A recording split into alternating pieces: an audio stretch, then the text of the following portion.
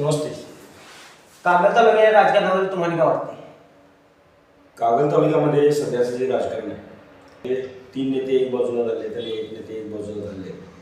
त्यामध्ये माननीय संजयदादा मंडलिक जे शिवसेना शिंदे गटाचे नेते आहेत ते एक बाजूला आहेत आणि दुसऱ्या बाजूला भाजपाचे माननीय समजदादा गाडगे, संजय बाबा गाडगे आणि माननीय मंत्री महोदय हसन मुश्रीफ साहेब हे एक बाजूला आहेत आणि एकूणच महायुतीमध्ये एक गट एका बाजूला आणि 3 गट एका बाजूला झाले. एक गट एका बाजूला म्हणता बांधकाम कामगाराचा लाल बावटा असू दे किंवा शेतकरी संघटना असू दे, ही सगळे गट तुम्ही एकत्र युती कागद तालुक्यामध्ये केला आहे, हे जनतेला मान्य असणार आहे का? मुळात जनतेला जी काय आता माननीय हसन मुश्रीफ साहेब आणि समजदादा गाडगे हे 1 वर्षापूर्वी एकमेकांच्या विरोधामध्ये लढले होते, प्रचंड ताकदीने लढले होते.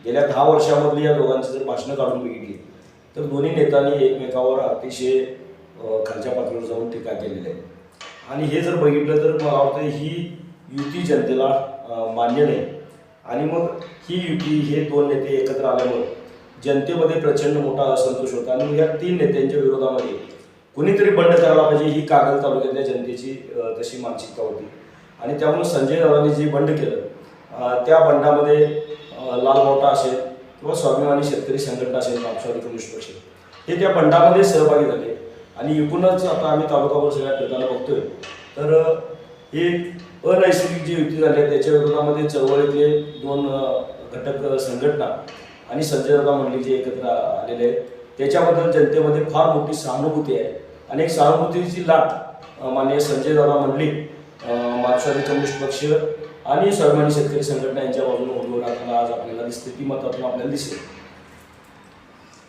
एकीकडे बघायला गेलं तर मंडलिकडे एकाकी पडलाय असं कागद तालुक्याचं चित्र आहे. दुसरीकडे शेतकरी संघटना त्यांच्या पाठीमागं आहे, लाल बावटा त्यांच्या पाठीमागं आहे, CITU. दुसरीकडे बघायला गेलं तर आमदार राष्ट्रवादी काँग्रेसचा आहे, संजय गाडगे किंवा समर्जित गाडगे यांची युती झाली आहे. लोक जनतेचा कौल कुणाला मिळेल असं तुम्हाला वाटतं? जनतेचा कौल जर बघितला तर निश्चितच तुम्ही म्हणताय त्याप्रमाणे 3 मोठे गट एका बाजूला आहेत आणि एका बाजूला चळवळीतल्या 2 संघटना आणि संजयदादा मंडलिक हे एका बाजूला आहेत. पण असं जरी असलं तरी जी काय 3 मोठे नेते एकत्र आलेले आहेत, मोठ्या पक्षाचे नेते एकत्र आलेले आहेत त्याबद्दल अगदी त्यांनी एकत्र येत असताना कुठेही कालच्या कार्यकर्त्यांच्या बरोबर चर्चा केलेली नाही किंवा आम्ही एकत्र येऊ काय, असा आपण निर्णय करूया काय, असं कधी कुठल्याही कार्यकर्त्याला विचारलेलं नाही आणि त्यामुळं अचानक ज्यावेळी कागलची नगरपालिकेच्या निवडणुकीमध्ये युती झाली त्यावेळी सगळ्याच कार्यकर्त्यांना धक्का बसला होता. कारण हे सगळे कार्यकर्ते या दोन्ही गटाचे कार्यकर्ते विशेष करून मुश्रीफ साहेबांच्या गटाचे कार्यकर्ते आणि समर्थदादांच्या गटाचे कार्यकर्ते हे अगदी एकमेकाच्या विरोधामध्ये जीव तोडून राबले होते, एकमेकाच्या विरोधामध्ये प्रकट टीका करत होते आणि अशा परिस्थितीमध्ये अचानक एकत्र येणार असं ज्यावेळी खाली मेसेज गेला त्यावेळीच या दोन्ही गटातल्या कार्यकर्त्यांच्यामध्ये संभ्रम तयार झाला आणि निश्चितच त्यांच्यामध्ये फार मोठं नाराजी तयार झाली कार्यकर्त्यांच्यामध्ये आणि त्यामुळं ही युतीच त्यांच्या कार्यकर्त्यांनाच मान्य नाही असं एकूणच एक वातावरण दिसतं. आता बघायला गेलं तर जास्त मतं कुठल्या मतदारसंघात प्रभाव वाटतो तुम्हाला? तसं बघितलं तर सगळ्याच मतदारसंघांच्या मध्ये चांगली मतं ही मंडलिक आणि स्वाभिमानी शेतकरी संघटना, राष्ट्रवादी कम्युनिस्ट पक्षाच्या बाजूने जाताना आपल्याला दिसत आहेत. लोकांचा तसा प्रतिसाद आहे. आज जरी मोबिलायझेशन त्या बाजूला दिसत असलं, फार मोठं मोबिलायझेशन त्या बाजूला दिसत असलं तरी जनतेने ठरवलेलं आहे नेमकं काय करायचं.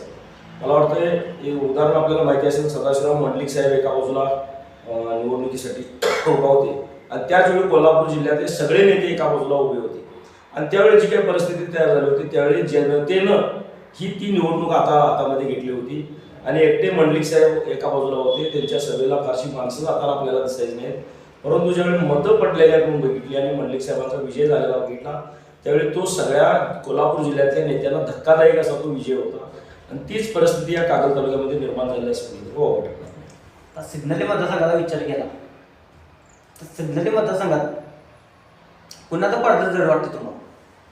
निश्चितच मंडलिक गट आणि स्वाभिमानी शेतकरी संघटना, मार्क्सवादी कम्युनिस्ट पक्ष, लालबावटा यांचं पारडं आजच्या घडीला जड दिसतं. कारण मगापासून मी तेच सांगायला लागलो की ही युती सगळ्यांना मान्य नाही, त्यामुळं पारडे हे निश्चितच आमच्या आघाडीचं जड आहे.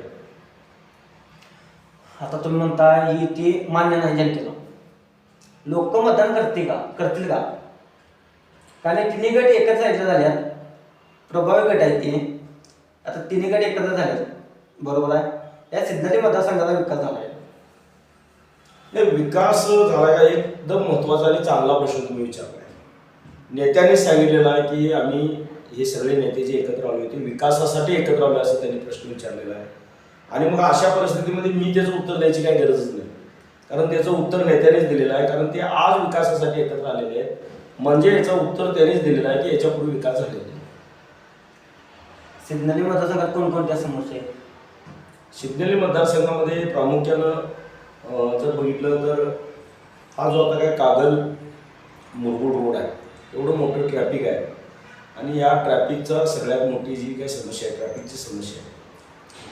एक बाजूला तिकडं आपल्याला टोल जो झालेला आहे, त्या टोल आणि त्या ठिकाणी जो काही नाका झालेला आहे, टोल नाका, त्या जकात नाका जो कागलला झालेला आहे तो चुकवायसाठी जी काय कागल निडोरी मार्गाचा अवलंबून जी काय वाहनं करतात त्याचा खरं म्हणजे अपघाताचं प्रमाण फार मोठं त्यामुळे या ठिकाणी वाढलेलं आहे. सामान्य नागरिकांना कागल मार्गाचा त्रास होत आहे खूप, 100% त्रास होतो. दुसरं, या कागल निडोरी मार्गाला एक केबल टाकण्यात आलेली आहे आणि साईडला अगदी चर बांधलेली आहे आणि ती चर मारून त्यामध्ये केबल टाकायचं काम केलेलं आहे. आणि त्या केबलचे एक मध्ये रस्त्याकडेला पोल रोवलेले आहे, ते खरं म्हणजे अत्यंत धोकादायक आहे. आणि ती जी काही केबल टाकलेली आहे, ते केबल टाकताना जी काही रस्ता उकरलेला आहे, तो रस्ता उकरलेला जसा तसा आहे, त्यामुळे अपघात होताना आपल्याला दिसायला लागलेले आहेत. पुढं सुद्धा जे काय आता परवाची जर घटना बघितली तर बामणीच्या तिथं आपल्या दुधगंगा नदीच्या पुढे गेल्यानंतर त्या ठिकाणी फार मोठा अपघात झाला आणि त्या अपघातामध्ये एक नागरिक मयत झाला. खरं म्हणजे तो मयत व्हायचं कारण काय, त्या ठिकाणी रस्ता उकरून रस्त्यावरच जे काय त्या ठिकाणी मातीचे ढीग टाकले होते, तो खडी टाकला होता, ते दिसलं नाही लोकांना. आणि ते दिसलं नसल्यामुळे वाहनधारकांना दिसलं नाही, त्यामुळे तो वाहन आला आणि डायरेक्ट त्या माणसाच्या अंगावर गेला आणि त्यामुळे जाग्याला एक त्या ठिकाणी मयत झाला. खरं म्हणजे ही फार मोठी समस्या आहे. आणि कोणकोणत्या समस्या सिग्नली मतदारसंघात? सिग्नली मतदारसंघामध्ये जर गेलं तर या ठिकाणी अंगणवाडी असेल किंवा मराठी शाळा जर असतील तर बऱ्याच मराठी शाळा या ठिकाणी खरं म्हणजे गळती लागली आहे. पावसाळ्यामध्ये त्या शाळेच्या मध्ये अंगणवाडीच्या मध्ये जर आपण गेलो तर त्या ठिकाणी शाळा गळताना दिसतात. खरं म्हणजे पावसाळ्यामध्ये मुलं सुरक्षित त्या शाळेमध्ये राहत नाहीत, अंगावर पाण्याचे टिपं पडतात. ही खरी फार मोठी समस्या आहे. आणि कोणकोणत्या समस्या? अजून बघितलं तर खरं म्हणजे आपण मराठी शाळा टिकल्या पाहिजेत असं म्हणतो. एक बाजूला मराठी शाळा टिकल्या पाहिजेत म्हणायचं आणि दुसऱ्या बाजूला मराठी शाळेच्या अंगात दुर्लक्ष करायचं, ही खरं म्हणजे वस्तुस्थिती आहे. पंचायत समितीच्या पातळीवर, जिल्हा परिषदेच्या पातळीवर ज्या काही योजना खालपर्यंत तळापर्यंत पोहोचायला पाहिजेत त्या पोहोचल्या जात नाहीत. आणि खरं म्हणजे ते ज्या काही वर्ण योजना येतात, सरकारच्या योजना येतात पंचायत समिती, जिल्हा परिषद मार्फत, त्या तळागाळातल्या जनतेपर्यंत पोहोचवल्या पाहिजेत, निपक्षपातीपणे पोहोचवल्या पाहिजेत. आणि खरं म्हणजे ते निपक्षपातीपणे पोहोचल्या जात नाहीत, ही खरी मोठी समस्या आहे. लाईटची समस्या आहे सिग्नली मतदारसंघात. दुसरी गोष्ट, शाळेच्या मुलांसाठी काय तुम्ही उपाययोजना करणार? सगळ्यात महत्त्वाचं, शाळेच्या मुलांसाठी उपाययोजना करण्यापेक्षा शाळाची जी काही दुरुस्ती आहे ती दुरुस्ती करणं गरजेचं आहे. या ठिकाणी नदी किनाऱ्यावर एक आपली मराठी शाळा आहे, पूर्वी भागशाळा होती, त्याच्यानंतर विद्यामंदिरमध्ये रूपांतर झालं. आता त्या शाळेतनं मुलं बाहेर पडली की डायरेक्ट रोडवर येतात आणि रोडवर आल्यानंतर अपघात होण्याची शक्यता नाकारता येते. गेली अनेक वर्ष आमची मागणी आहे की त्या ठिकाणी एखादं कंपाऊंड करा, मुलं बंदिस्त करा. तर ती समस्या आजपर्यंत त्या ठिकाणी सुटलेली नाही. त्याच मराठी शाळेच्या समोर एक मोठी खण आहे, ती खण मुजवायसाठी सुद्धा आपण बऱ्याच वेळा मागणी केली, परंतु ती खण सुद्धा मुजवली जात नाही. त्याच शाळेच्या समोर त्या ठिकाणी कचरा वगैरे टाकला जातो, तिची दुर्गंधी सगळी शाळेत मुलांच्यापर्यंत येते आणि ती दुर्गंधी सुद्धा खरं म्हणजे मुलांना, शरीराला अपायकारक आहे. ह्या सगळ्या समस्या यामध्ये आपल्याला दिसून येतात. आता तुम्हाला लोकांचा प्रतिसाद मिळालाच. शेंडूमध्ये एक समस्या आहे की मुलांनी चांगलं क्रीडांगण होणे, म्हणजे क्रीडा शिक्षक पण एक नेमण्याची तरतूद करणार आहे आम्ही आता प्रशासनाला. आणि एक चांगलं ग्राउंड आपल्या शेंडूसाठी व्हावं ही आमची सामान्य माणसाची सगळ्यांची इच्छा आहे. माझी एकट्याची नव्हतं, सामान्य माणसाची सगळ्यांची इच्छा आहे की शेंडू गावासाठी एक ग्राउंड पाहिजे. आमच्या गावाले साहेब 10 मुलं भरती झाली परवा, त्यांचा कुठला हे नसताना म्हणजे आमच्या गावाला ग्राउंड काय नसतं. त्यामुळं तुम्ही आता समजा ग्राउंड लेवलला तुम्ही उतरला, तुम्ही प्रत्येक ठिकाणी मत मागायला गेला नाही, तुम्हाला समजेल ग्राउंडची समस्या आहे ती सोडवण्याचा साहेब तुम्ही कशा पद्धतीने प्रयत्न करता. खरं म्हणजे ही समस्या एका शेंडूपुरती मर्यादित नाही. ती समस्या एकोंडीमध्ये आहे, ती समस्या शिवनेरीमध्ये आहे, ती समस्या हन्नूरमध्ये आहे, ती समस्या तिकडे शेंडूमध्ये पण आता तुम्ही नाव घेतलं शंकरवाडीमध्ये, म्हणजे बऱ्यापैकी सगळ्याच गावांच्या मध्ये ती समस्या आहे. आणि ग्राउंड व्हायला पाहिजे ही खरं म्हणजे आपली पूर्वीपासून मागणी आहे. आणि 100% जर समजा आता एकोणीतल्या ग्राउंडचा प्रश्न आहे, शेंडूरच्या ग्राउंडचा प्रश्न आहे किंवा बाकीच्या जिथे जिथे ग्राउंडचा प्रश्न असेल, निवडून येऊ दे नाही तर नाही होईल, ह्या सगळ्या तरुण मुलांना घेऊन जिथं जिथं ग्राउंड उपलब्ध करून द्यायसाठी किंवा जागा उपलब्ध करून द्यायसाठी माननीय कलेक्टर ऑफिसर असेल किंवा तहसील ऑफिसर असेल, जी काय आंदोलनं करून तरुणांच्यासाठी ग्राउंड उपलब्ध करून ग्राउंड करायसाठी जी काय जागा उपलब्ध करून घ्यायची आहे, त्याच्यासाठी जी काय रस्त्यावरची लढाई करायला लागेल ती लढाई 100% ही ग्राम पंचायत समितीची निवडणूक झाल्यानंतर, जिल्हा परिषदेची निवडणूक झाल्यानंतर 100% ते एक आंदोलन हातात घेऊन या 5 गावातच नाही तर संपूर्ण कागल तालुक्यामध्ये आणि कोल्हापूर जिल्ह्यामध्ये जिथं जिथं ग्राउंडच्या समस्या आहेत तिथल्या सगळ्या तरुणांना एकत्रित करून माननीय जिल्हाधिकारी कार्यालय यांच्या कार्यालयावर फार मोठा एक बेधडक तरुणांचा मोर्चा काढून सगळ्या गावांच्या मध्ये ग्राउंडसाठी राखीव जागा द्या अशा पद्धतीचं मागणी करणारं एक आंदोलन भविष्यामध्ये आम्ही मार्क्सवादी कम्युनिस्ट पक्षाच्या वतीनं, लालवाट्याच्या वतीनं या कोल्हापूर जिल्ह्यामध्ये केल्याशिवाय राहणार. आता तुम्ही म्हटला सगळ्या समस्या तुम्ही सोडवू शकताय, तुम्हाला जनतेचा प्रतिसाद कसा मिळायचा आहे हे सिग्नली मतदारसंघात? जनतेतनं अतिशय चांगला प्रतिसाद आहे. खरं म्हणजे माझ्याकडे बघण्याचा जो दृष्टिकोन आहे जनतेचा, तो एक सामान्य कुटुंबातला उमेदवार म्हणून माझ्याकडे बघण्याचा दृष्टिकोन आहे. आणि लोकांना माहिती आहे मी आजपर्यंत जी काय बरीच आंदोलनं केली, चळवळी केल्या. मला वाटतंय उसाचं आंदोलन केलं, त्यामध्ये आमच्यावर गुन्हे दाखल झाले. स्मार्ट मीटरच्या विरोधात आता स्मार्ट मीटर बसवायला जे काही महावितरणनं सुरू केलेलं आहे त्याच्या विरोधामध्ये तर फार मोठं आंदोलन आणि अधिकाऱ्यांना धारव धरायचं काम या ठिकाणी मी केलेलं आहे. चिक्कोत्रा आंदोलन, चिक्कोत्रा धरण पूर्ण क्षमतेनं भरायला पाहिजे याच्यासाठी सुद्धा त्या चिक्कोत्राच्या काठचे जे काही शेतकरी आहेत त्यांना संघटित करून त्या ठिकाणी आम्ही आंदोलन करायचा प्रयत्न केला. शक्तीपीठ सारखा महामार्ग खरं म्हणजे आमच्या सगळ्या बागायत जमिनीमधून जाणार होता, त्याच्या विरोधातली जी काही आंदोलनाची पहिली टिंगी टाकली ती आम्ही एकोंडी गावामध्ये टाकली आणि त्याचं रान सगळ्या महाराष्ट्रभर उठवण्यात आलं. खरं म्हणजे त्या शक्तीपीठाच्या आंदोलनाची सुरुवात जर तुम्ही केली असेल तर ती खरं म्हणजे आम्ही केलेली आहे. आणि हे सगळ्या शक्तीपीठात ज्यांची जमीन जाणार होती त्या सगळ्या शेतकऱ्यांना आणि सगळ्या राजकीय नेते मंडळांना सुद्धा माहिती आहे या आंदोलनाची टिंगी कुठे टाकल्याने कुठं तिची सुरुवात झाली.